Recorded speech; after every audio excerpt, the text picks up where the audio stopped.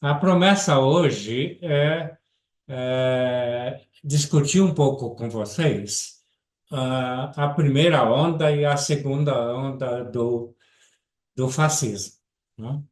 A primeira onda foi logo depois da Primeira Guerra, né? 1919, 1920, onde você teve Mussolini em primeiro e depois Hitler e uma série de outros grupos, de outros países que entraram na perspectiva fascista. Eh, a primeira coisa a chamar a atenção é o contexto político-econômico que antecedeu o fascismo, né? Nós estamos falando do fim da Primeira Guerra, né? E dois países tiveram destinos muito semelhantes no Tratado de Versalhes, a Alemanha e a Itália. A Alemanha foi extremamente humilhada no Tratado de Versalhes e depois a Itália foi, ela se considerou traída e a gente pode mesmo pensar que foi uma traição de vários territórios que eram prometidos para a Itália e que não foram concedidos no Tratado de Versalhes, né? Essa derrocada, essa humilhação no Tratado de Versalhes, ela foi importante para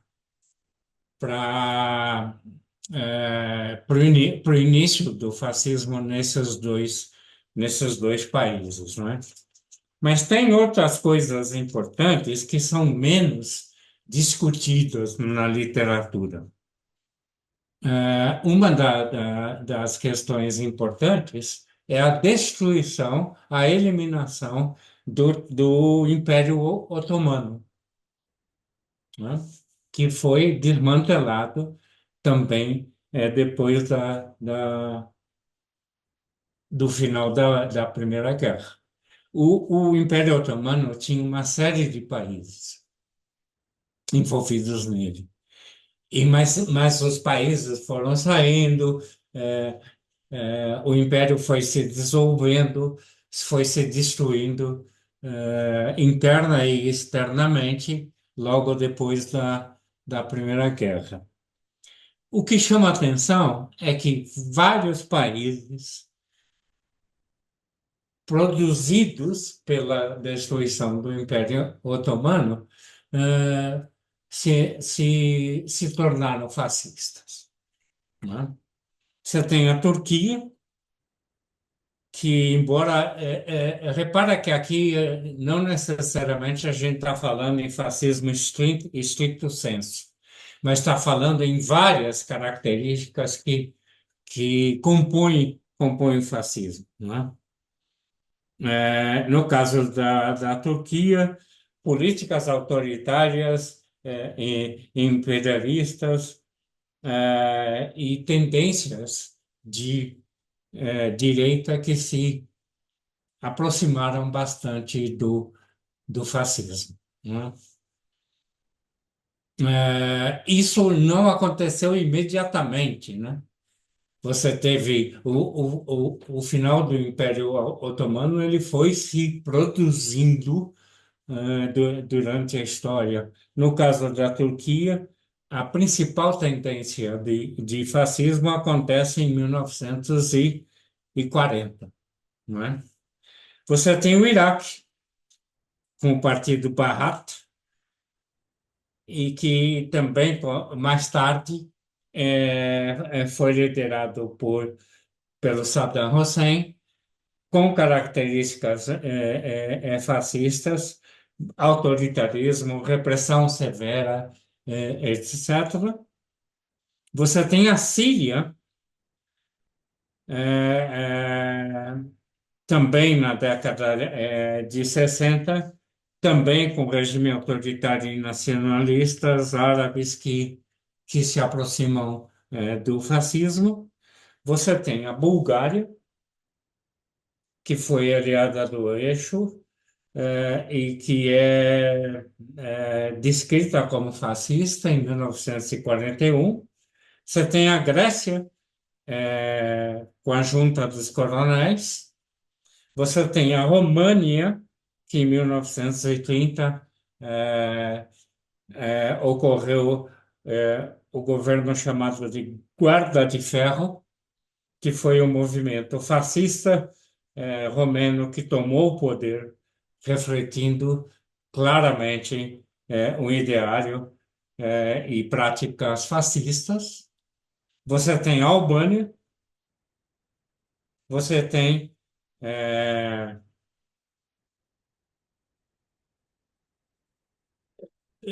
Repara, o que estava acontecendo a curto e médio prazo com os países que acabaram saindo do Império Otomano. A tarefa que eles tinham para fazer era construir uma identidade nacional, porque eles estavam grudados na realização da sua própria identidade coletiva na fusão com o Império Otomano, né? Países como a Romênia, por exemplo, se viram com a tarefa de construir uma identidade coletiva, porque a identidade coletiva não podia ser a mesma do conjunto do Império Otomano. O que que nós estamos vendo aqui? Nós estamos vendo que sempre que há uma crise de identidade, você tem o aparecimento do fascismo. Isso já foi um pouco discutido aqui na primeira aula, mas é melhor deixar um pouco mais claro agora. O que que acontece? Acontece que o fascismo é um excelente antídoto contra uma crise de identidade. Uma crise de identidade, ela é algo insuportável. Ela implica, por exemplo, é, no caso individual, a minha crise de identidade implica em depressão, implica em ansiedade, e há relatos de crises de identidade que terminam em suicídio, né? É, eu sempre pensei que meu pai e minha mãe fossem esses dois caras e descubro que não são meu pai nem minha mãe e que eu fui adotado quando criança, e minha família é outra. A literatura e a TV está cheia de histórias de indivíduos que passam anos e anos procurando a verdadeira família e da emoção ao encontrar o verdadeiro pai e o verdadeiro mãe, que eles não conhecem, nunca viram, que tem um pai e uma mãe que agora ele não reconhece mais como o pai e a mãe. Esse é o tipo de crise de identidade que é impossível de suportar. E é verdade, por exemplo, quando um indivíduo homem masculino se descobre com comportamento, tendências e desejos de uma mulher, ou quando uma mulher se descobre com desejos e tendências de um homem, e ela também, nesse caso, sofre uma crise de identidade bastante profunda e se sabe, se tem estatísticas que esse tipo de mudança de gênero ele é profundamente determinante de depressão, de ansiedade e ele também aumenta o índice de suicídios.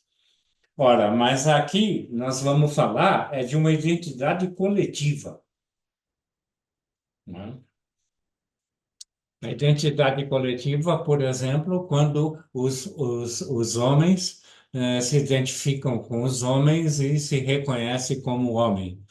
Quando os flamenguistas, palmeirenses e corintianos se reconhecem como pertencentes à identidade daquele clube. Só isso explica o nível de violência brutal que acontece quando essa identidade é ameaçada. O exemplo de pouco tempo atrás foi o exemplo do Santos Futebol Clube, que sempre esteve na primeira divisão e caiu para a segunda divisão de uma forma relativamente humilhante, vergonhosa, etc. O nível de violência que a torcida do Santos espalhou pelo estado inteiro de São Paulo, porque estava sofrendo uma ruptura na sua identidade coletiva, né?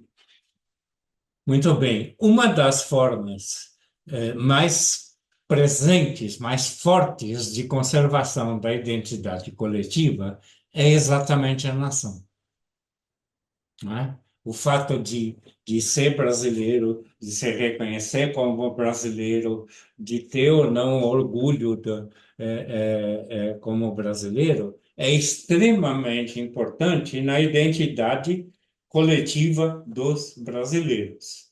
E isso é verdade em qualquer país, né? Quando você tem um rompimento da identidade coletiva, você tem uma crise brutal que acaba alcançando todo o país, todas as pessoas desse país. Muito bem. Ocorre a crise de identidade coletiva. Ocorre o fascismo. Por quê? Porque o fascismo é um excelente instrumento ideológico e político para combater a crise de identidade. Em primeiro lugar, o fascismo, primeiro, a ordem é só minha, não é ordem política e econômica. Ah, o fascismo trabalha inventando um inimigo externo. A psicologia social já sabe faz muito tempo que um inimigo externo é a melhor forma de transmitir coesão e identidade para o grupo. O inimigo externo fortalece a identidade do grupo, né? Depois disso, o fascismo divide o mundo entre seres superiores e seres inferiores. Os seres superiores somos nós, os alemães, os italianos, os turcos, os búlgaros, a Romênia, daí por diante, né? É, então, a eliminação do outro como inferior, por vezes a eliminação física, como aconteceu na Alemanha, por vezes o escravizamento, como aconteceu, por exemplo, na Holanda, a submissão, não é? Você tem aí um segundo ponto extremamente importante de criação da identidade coletiva, não é? É, Você tem um governo de um só homem único e mitologizado, né? E, o Bolsonaro não era chamado de mito por acaso. Você tem todo o processo de mitificação, né? dessa, dessa, dessa relação, né? E aí, outra vez, você tem um processo de fortalecimento de identidade que se dilui, por exemplo, num sistema parlamentar, né? No sistema parlamentar, você tem vários líderes, várias pessoas que podem ser seguidas, que podem, às vezes, ser idolatradas, daí por diante, né? Uma outra característica importantíssima para fundar, para refundar, para recriar a identidade coletiva é o que os autores chamam de palingenética. O que é palingenética? É a ideia de você inventar um passado que nunca existiu, inventar um passado onde nós éramos felizes, né? Então, o caso mais típico, mais evidente disso é a Alemanha, que inventou o ariano como um ser superior. Nunca existiu nada parecido.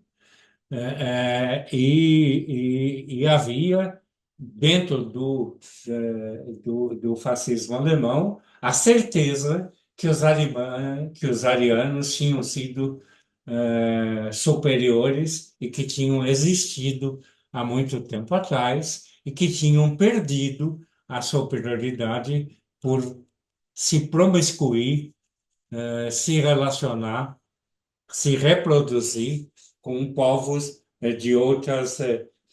com povos inferiores. Isso para vocês terem uma ideia, fez com que o Himmler gastasse, eu nunca sei a pronúncia de direito, Himmler, não sei. Eu preciso ouvir algum alemão falando para saber como é que pronuncia isso. O Himmler chegou ao ponto de criar uma equipe, de convocar uma equipe de cientistas alemães para ir procurar os sobreviventes arianos na Índia. Os caras ficaram no Tibete procurando sobreviventes dos arianos. No Tibete e em vários outros países, né? Uma das conclusões a que esse grupo chegou, por exemplo, era que o Buda é um descendente ariano. Imagina, imagina o Buda ser um descendente ariano, né? Porque a ideia era de que os arianos, como seres superiores, tinham afundado na Atlântida e os sobreviventes ainda eram passíveis de serem reconhecidos, reencontrados na Índia.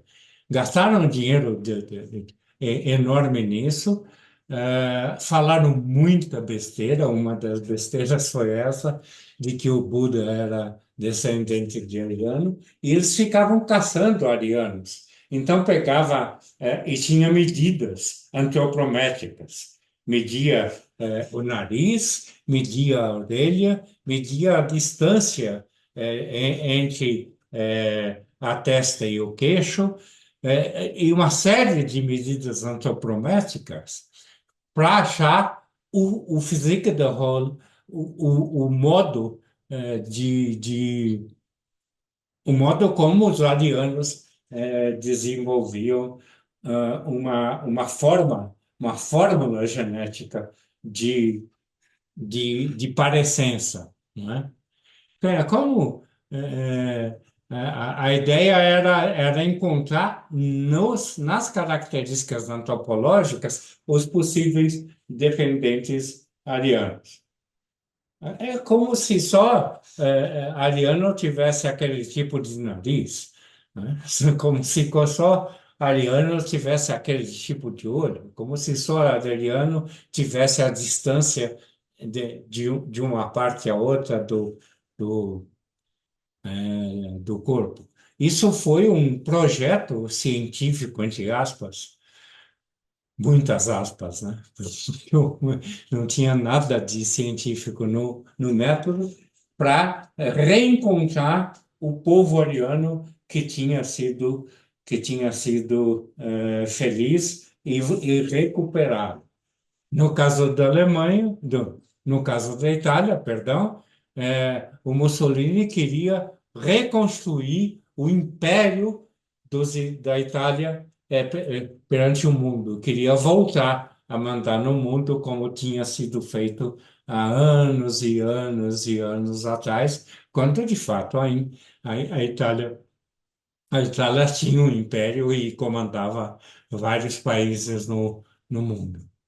O Bolsonaro eh, falava no período mais feliz do Brasil, que foi, adivinha o quê? A ditadura militar. A ditadura militar foi quando o país foi próspero, foi quando a economia cresceu, quando as pessoas eram felizes, quando não havia o perigo comunista que tinha sido assassinado, e então era preciso voltar a ter essa felicidade da ditadura militar. E ele tomou providências para isso. Ele tomou providências para isso. Ele deu uma entrevista quando era deputado federal dizendo que o erro da ditadura militar foi não ter matado pelo menos 30.000 pessoas, né? Fernando Henrique, inclusive, porque essas pessoas continuaram a ameaçar com o comunismo. E sem elas, a gente ainda estaria vivendo no paraíso que foi a ditadura militar. E ele teve várias providências para isso, espalhar arma para todo mundo, bajular o exército e fazer do governo um governo recheado de militares do exército, com a ideia de voltar para é isso, é saudades do que nunca houve, né?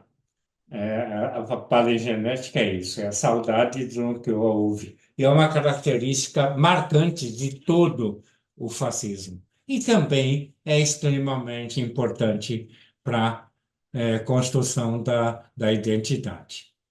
Se o Vanderlei é, é filho filho de italianos, filho de espanhóis. Então, a identidade do Vanderlei, ela é um pouco construída pela presença da Itália e da Espanha. Aí o Vanderlei aprende a falar espanhol, aí o Vanderlei começa a gostar de música italiana. Quer dizer, a construção dessa identidade com base no futuro, ela é, ela é fundamental e ela é uma arma importante para o fascismo.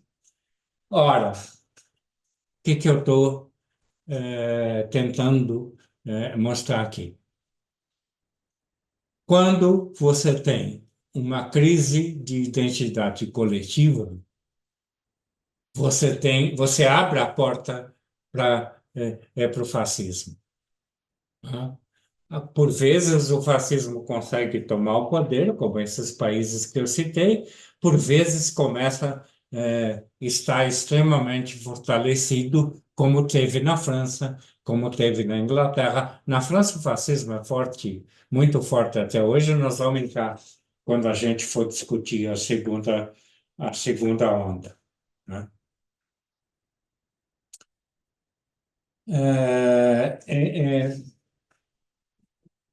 alguns estudiosos, inclusive marxistas, como eu, apontam a questão do imperialismo, como se o imperialismo criasse o fascismo, né?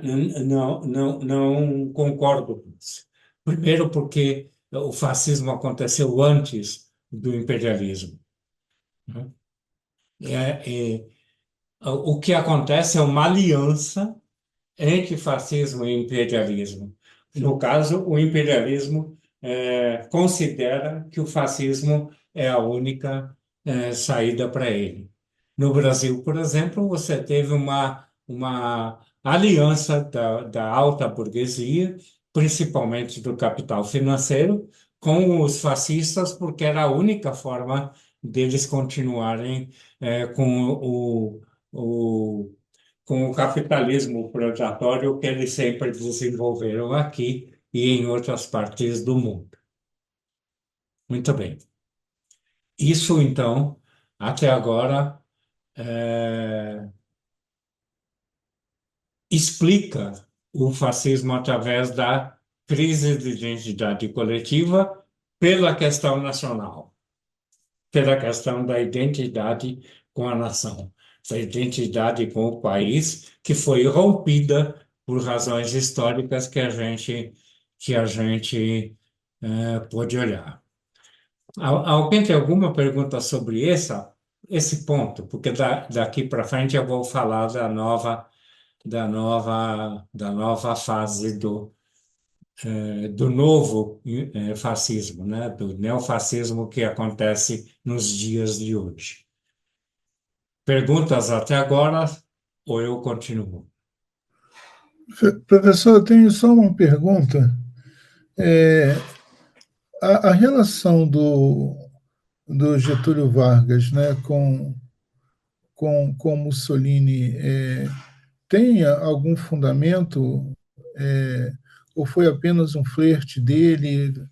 O senhor Olha, poderia falar um pouquinho essa sobre isso? é uma essa é uma pergunta que os historiadores não conseguem responder até agora. Eu já li de tudo e te confesso que não cheguei a conclusão nenhuma. Ele foi, ele começou antifascista, né? Não, ele começou com ele, é, apoiando na guerra o fascismo, né? Depois ele abandonou o fascismo e começou a apoiar Estados Unidos e participou da luta antifascista, né? Participou da luta antifascista. E aí você teve o Plínio, né? Com os camisas verdes, que foi um movimento fascista muito bem organizado. O Plínio foi lá pedir conselho para o Mussolini, né? E nessa hora, ele foi conversar com o Mussolini para prender o fascismo no Brasil. E ele fez um movimento forte, né? Nesse momento, o Getúlio enfraquecido, ele acaba um pouco chegando perto do integralismo, então ele dançou, né? É, dançou para o lado do fascismo, dançou para o lado contra o fascismo. Eu acho que ele era mesmo um apaixonado pelo poder. E quando o poder, quando era possível manter o poder com o fascismo, ele virava fascista. Quando era possível virar democrata, ele virava democrata. A única coisa que ele nunca virou foi comunista e socialista. O resto ele ocupou o espectro ideológico que estava presente lá. Muito complicado, eu acho que não vai dar para chegar numa conclusão sobre isso, tá? Mas você pode dizer que sim, que ele teve um momento fascista e que não, que ele teve momentos em que ele era contra o fascismo. Por exemplo, ele proibiu que tivesse qualquer coisa no Brasil que tivesse nome italiano, né? Tinha dois times no Brasil que chamavam Palestra Itália, que era o Palmeiras e o Cruzeiro, né? Ambos foram obrigados a mudar de nome, porque não podia ter nome italiano. E ambos escolheram nomes que eram tipicamente brasileiros para afastar a pecha de que fossem italianos. o Palestra Itália de São Paulo virou Palmeiras e o Palestra Itália de Minas virou Cruzeiro do Sul. Olha, nós não temos, porque o Getúlio proibiu mesmo que houvesse qualquer coisa parecida com o nome italiano no Brasil. Isso não foi só para time, não. Várias empresas que foram obrigadas a mudar de nome e a não mais se declarar como italianas, né? Como italianas no Brasil. Então, meu amigo, essa é uma pergunta que você pode perguntar aí 50 vezes para 50 pessoas e você vai se divertir, porque você vai ter uma resposta diferente para cada um dos 50 que você perguntar. Eu sou um Não, deles. Falta ah, 49 aí. vou me dar por satisfeito com a sua resposta. Está ótimo. É, é. Com a minha Obrigado. não resposta, né? É, mas a não resposta é uma resposta. Ok, Obrigado. mais alguma questão ou podemos ir para frente? Mais alguma questão? Sobre esse período, sobre o fascismo, quando ele nasceu historicamente? Ok. Segunda onda. Hoje você tem um movimento fascista internacional, organizado, muito forte e e no poder em vários países, né? Hoje você tem acabou de ganhar o Trump nos Estados Unidos, que é tipicamente fascista. Eu fiquei muito satisfeito porque o Paxton, que é um dos maiores estudiosos norte-americanos do fascismo, ele dizia que não podia chamar o Trump de fascista, porque é outra coisa, porque tem outra característica, enfim, ele tinha todo um arrazoado para não chamar de fascista o Trump. Mudou de ideia.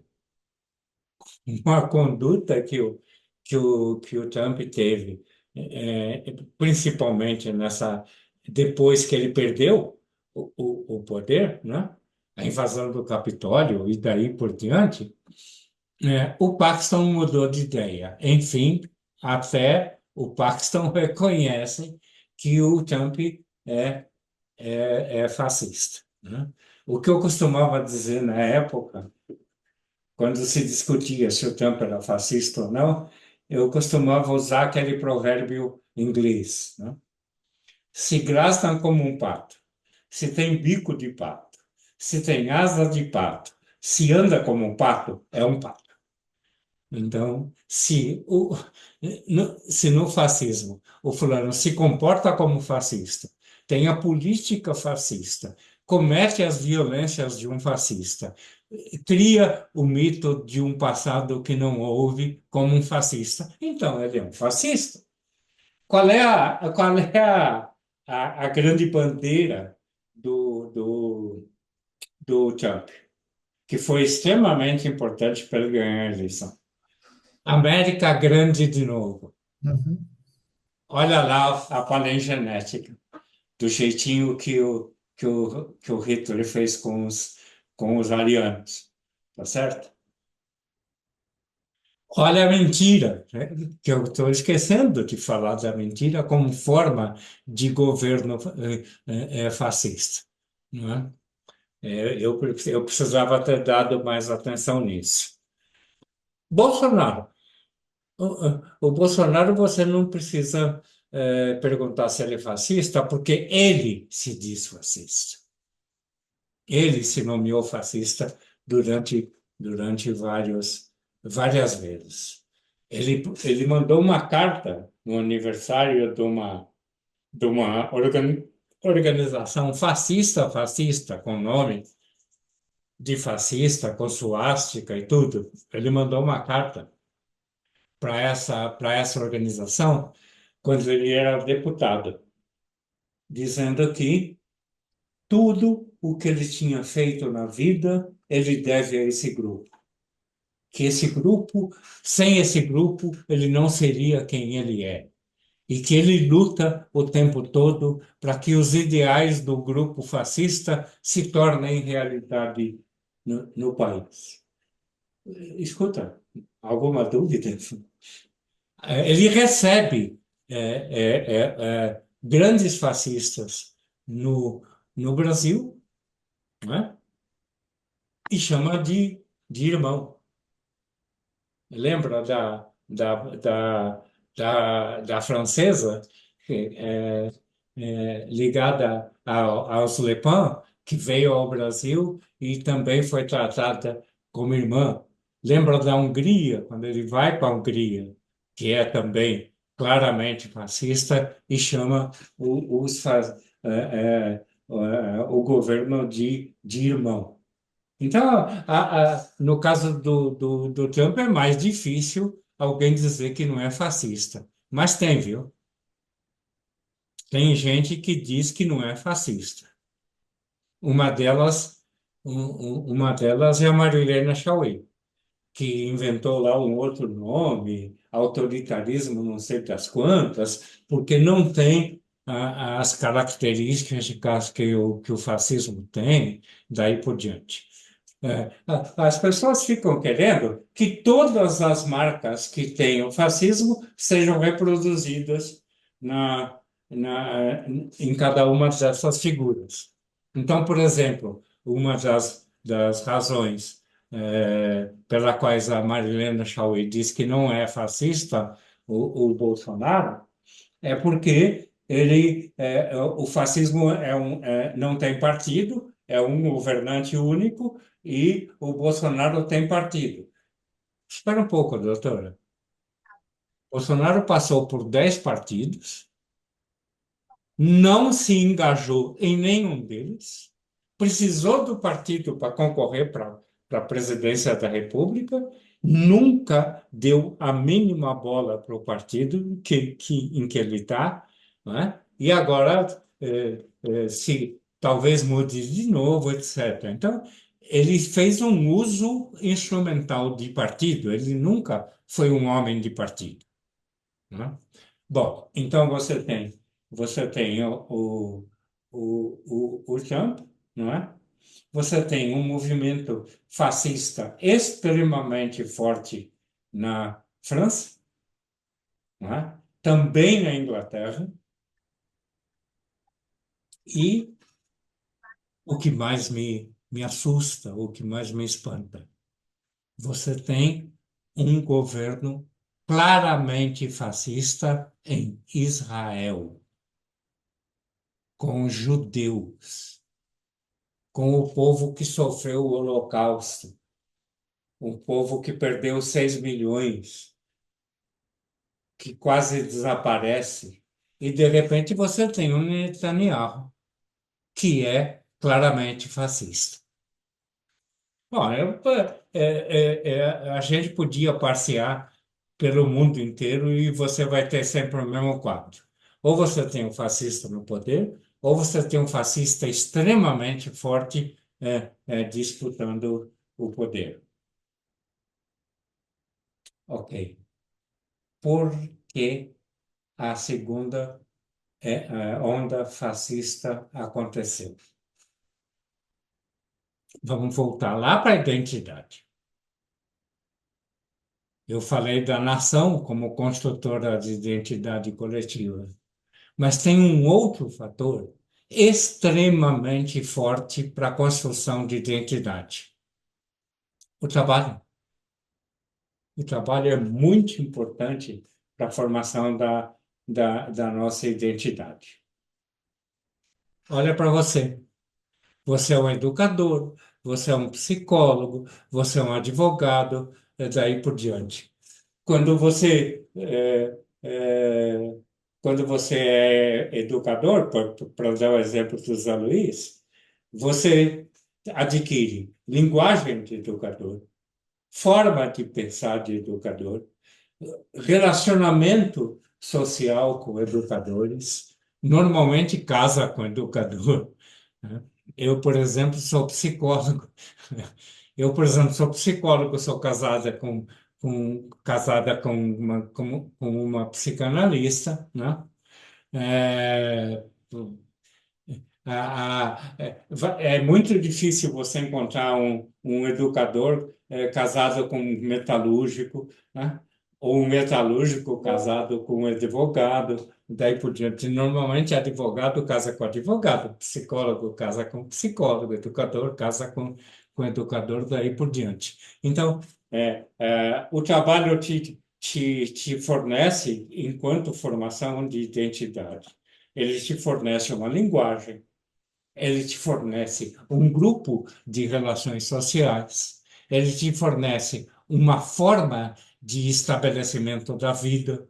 Se você tem carro ou não tem, se você tem casa ou não tem, se você frequenta restaurante ou boteco para tomar cerveja, né? Todo o conjunto da tua vida constrói uma identidade através do trabalho, né? Muito bem. O que aconteceu com o trabalho? Você teve o Acordo de Bretton Woods.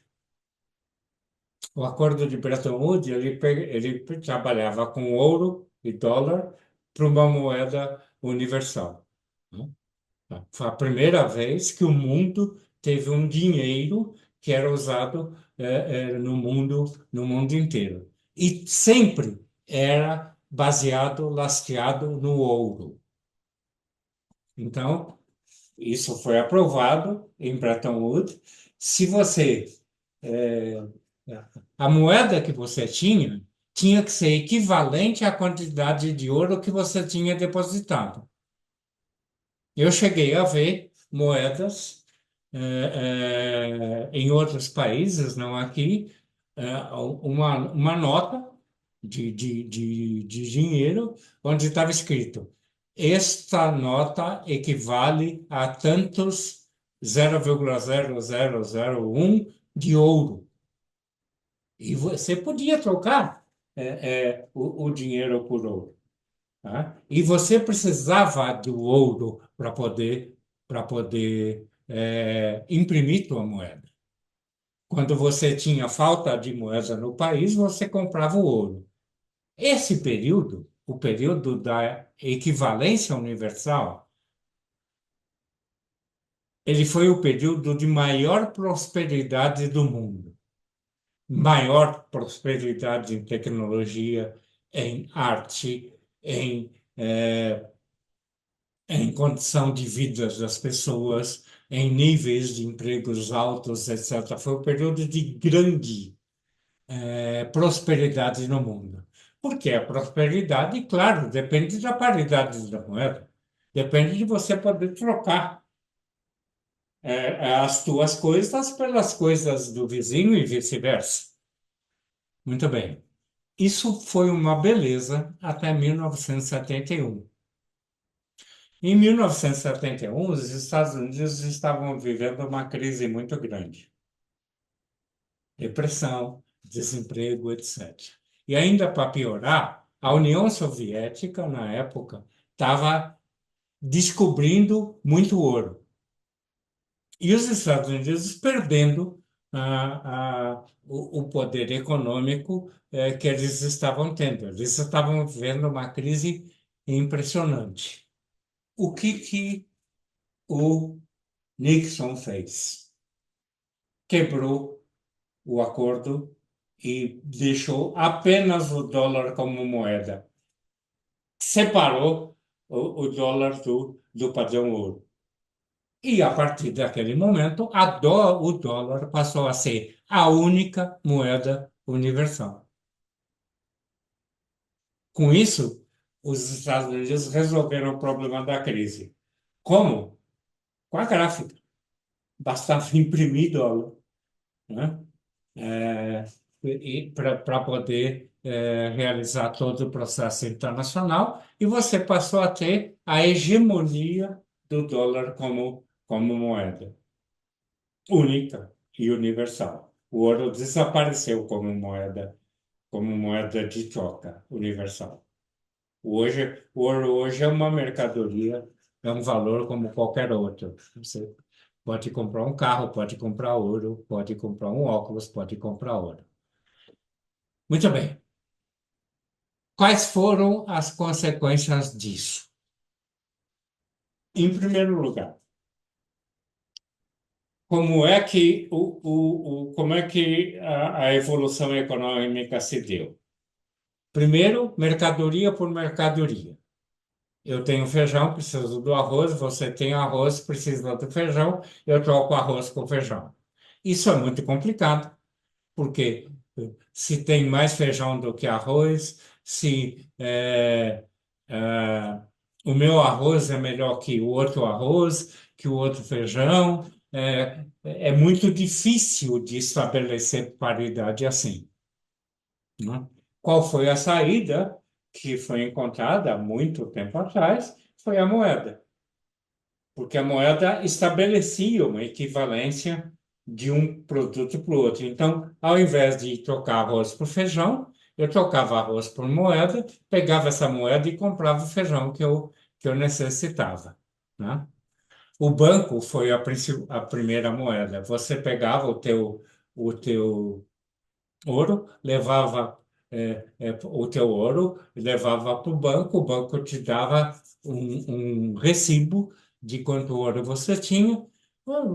Rapidamente se percebeu que você podia pegar esse recibo e ir para o mercado e comprar o que você quisesse. Isso foi o cheque.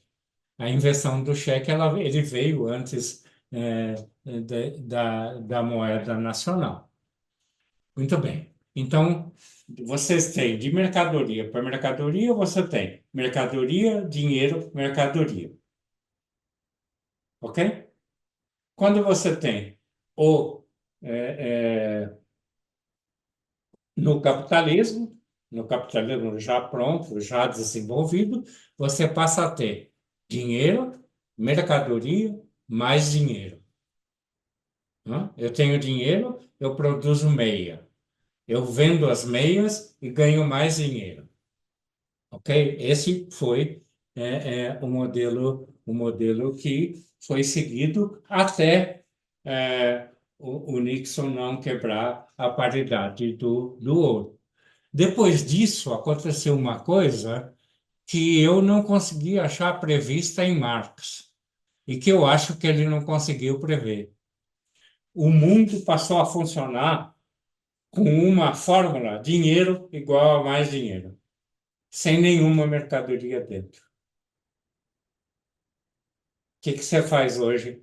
É, pergunta para um economista onde é que você investe teus 50 mil reais. Casa? Não, não compre casa. Fábrica? Não, não, não, não, não, não faça fábrica. Cria uma indústria de serviços? Não, não cria indústria de serviços. Sabe o que você faz quando tem os 50 mil? Nada. Você deixa esses 50 mil dormindo no banco, que é o melhor investimento que você tem. Isso foi dito literalmente pelo Ulisses de Guimarães. Ele dizia o seguinte: hoje em dia é melhor tomar o uísque em casa e deixar o dinheiro dormindo do que investir em qualquer coisa. Ora, o que que você tem?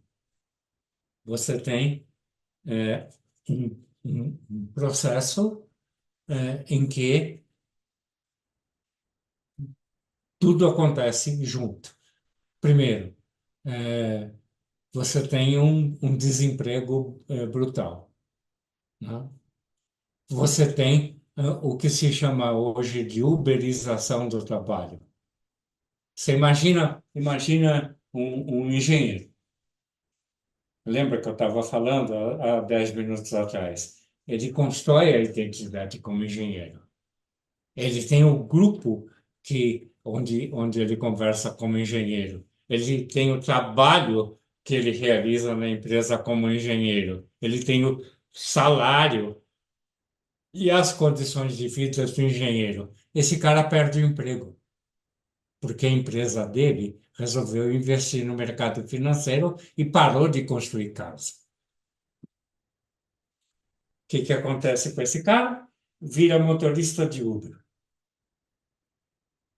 Ele perde o grupo, ele perde a linguagem, ele perde as condições de vida, ele não consegue criar um grupo de trabalho, porque um motorista de Uber raramente encontra com outro, ele perde o sindicato, porque como ter sindicato e como ter defesa de direitos de um fulano que trabalha como eh, trabalhador individual, que o pessoal costuma chamar com o eufemismo de empreendedor, né? Como se tivesse as condições do empreendedor de 50 anos atrás. Ele está perante uma ruptura no processo de identidade. Então, o trabalho desaparece e provoca desemprego, crise de identidade. O trabalho desaparece e se transforma em trabalho precarizado. Então, é uma crise de identidade. O trabalho vira um trabalho financeiro, onde dinheiro gera dinheiro sem um produto no meio. Eu estudei bancários numa época em que a maior parte dos bancos era composto por um monte de caixa. E o caixa viveu, eu estudei isso, um processo que a gente chamou de síndrome do trabalho vazio, que era uma mistura de depressão com histeria, que era um quadro psicopatológico explicado pela ausência do produto. Um dos bancários me dizia: doutor, eu no final de semana eu varro o meu quintal.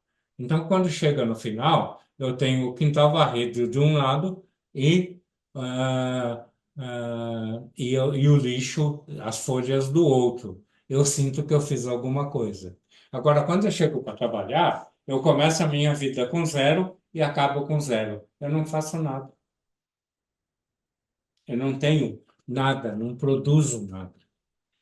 Essa situação mudou, o banco mudou muito e tal, mas o que você vê hoje é muito trabalho vazio. É muito trabalho que não tem mercadoria, que não tem nada por dentro, que não tem nada acontecendo por dentro, né? Então, o capital financeiro não é capaz de transmitir identidade porque é incapaz de ter um produto. É a mesa e a cadeira que fazem o carpinteiro, que provoca, produz, que promove no carpinteiro a identidade de um trabalhador. Quando você não tem produto nenhum, como é que você vai construir identidade?